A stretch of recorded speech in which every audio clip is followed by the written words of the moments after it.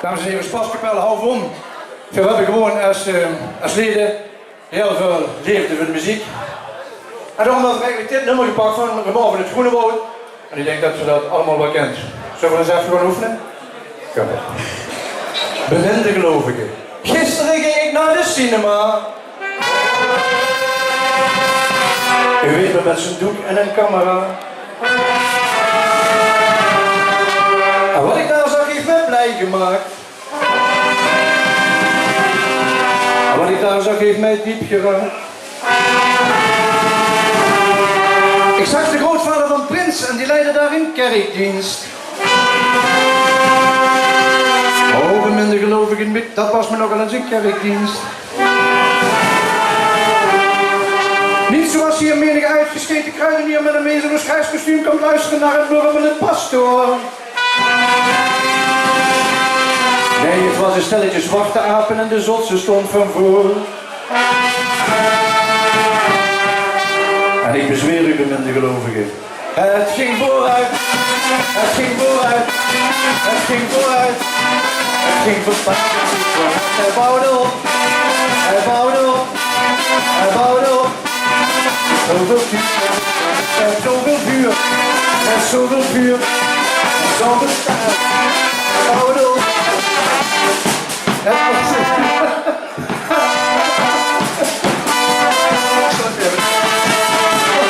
Ik stond neer in de tekst, maar maakt niks uit. En toen bedacht ik beminde gelovigen. Waarom zijn de blanken zoveel bekakter dan de zwarte? Speelt hun de beschaving nou werkelijk zoveel parten? Zwijg me van de laatste groep uit Engeland. Spreek me liever van Tina Turner haar onderkant. Zwijg me van de gasten die goed kunnen zuipen. Oh, dan moet je zien hoe ze s'nachts naar die wc-pot kruipen. Trek me uit de Vlaamse klei. Geef me een drummer en maak me blij. En geef me vuur, en geef me vuur, en geef me vuur. Nee, geen lucifer, maar geef me vuur. Geef me vuur. Nee, geen lucifer, maar pas het was de liefde, het was de liefde, het was de liefde. De liefde voor muziek, het was de liefde, het was de liefde, het was de liefde.